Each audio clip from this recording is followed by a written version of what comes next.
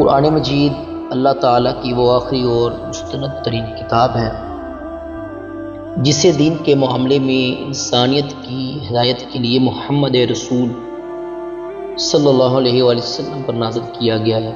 اس کتاب بے ہدایت سے استفادہ انسان تب ہی کر سکتا ہے جب وہ اسے پڑھے گا، اس کی تلاوت اور اس کا مطالعہ کرے گا۔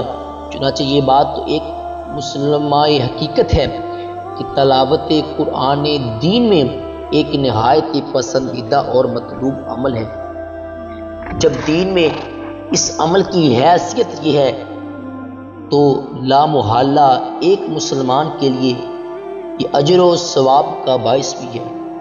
تاہم یہ واضح رہی کہ کسی نیک عمل کی بارگاہ الہیہ میں مقبولیت اور اس کے باعث اجر و ثواب ہونے کا تعلق تو ظاہر ہے کہ عمل کرنے والے کی نیت پر مبنی ہے، جیسا کہ نبی پاک صاحب لولاق صلی اللہ علیہ وآلہ وسلم کا ارشاد ہے کہ اعمال کا دار و مدار نیتوں پر ہے۔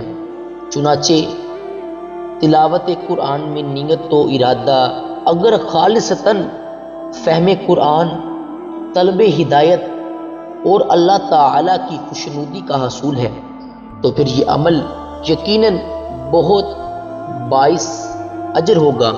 آئیے تلاوت قرآن مجید کی فضیلت کے بارے میں اس سے آگے والی ویڈیو میں احادیث رسول صلی اللہ علیہ وآلہ وسلم سنیے گے۔